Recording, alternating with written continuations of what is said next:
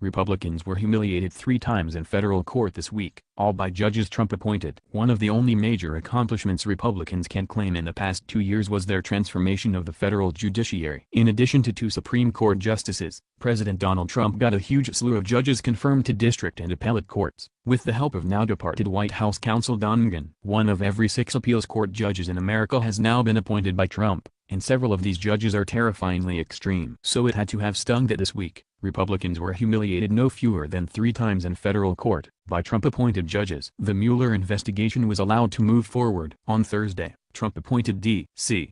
District Court Judge Dabney Friedrich denied Concord Management and Consulting's motion to dismiss an indictment against them by special counsel Robert Mueller in connection with the investigation of Russia. Concord is a Russian company accused of helping to develop a troll farm that bombarded social media with propaganda messages during the 2016 presidential election. Mueller had charged Concord with conspiracy to conceal election activity and foreign agent lobbying. Concord claimed in its motion that the conspiracy charge was meritless because Mueller was not actually charging them with the underlying violations of U.S. law. Friedrich disagreed, and allowed the indictment to move forward. This is the second time this year that Friedrich has ruled in favor of the Mueller investigation. Concord had previously asked her to throw out the indictment on the grounds that Mueller's appointment itself was unconstitutional, an argument she dismissed. While these proceedings do not involve Republicans per se, the ruling stands in stark contrast to Trump's ongoing insistence that the Mueller investigation is absolutely nuts and a witch hunt. According to at least one of his own judges, Mueller has every right to hunt those witches. Bruce Poliquin's challenge to voting reforms in Maine was defeated. This week, Rep. Bruce Poliquin, RME, the last remaining Republican congressman to represent New England, got a 1-2 punch. He lost in court, before a Trump-appointed judge, and then he lost his election. After all the votes were tallied, Poliquin led his Democratic opponent, State Rep. Jared Golden, by 45.5 to 46.2. But the election was not over,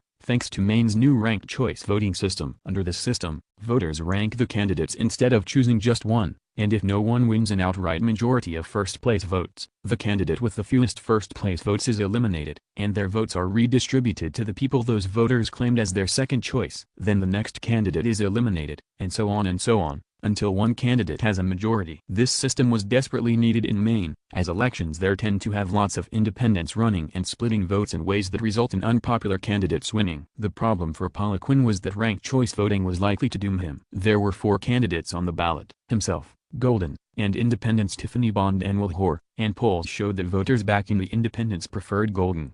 Desperate to head off the results of the election, Poliquin filed a lawsuit in the federal court for the District of Maine, arguing that any system other than plurality voting is unconstitutional. The lawsuit was ridiculous, as nothing in the Constitution specifies how votes must be counted, and there are many states currently that use systems other than a plurality.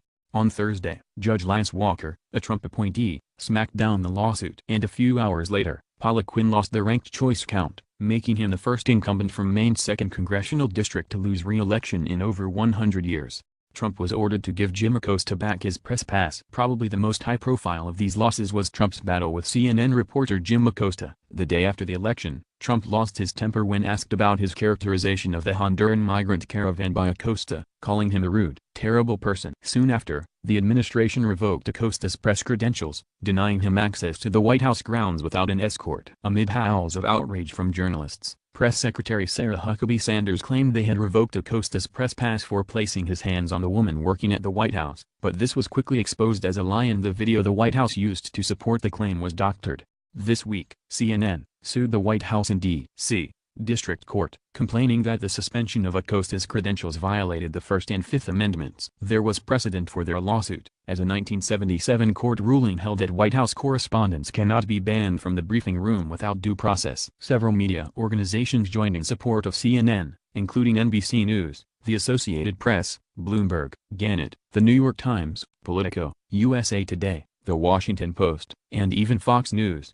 On Friday, Trump-appointed District Judge Timothy Kelly sided with CNN, and ordered the White House to reinstate Acosta's credentials. Incredibly, Sanders tried to spin the decision as a win for the White House, but at the same time complied with the ruling and gave Acosta's press pass back. The rule of law should not be a partisan issue, but increasingly it has become one. So it is validating to see that this week, the judiciary was able to put that aside, to the American people's benefit, and the GOP's cost.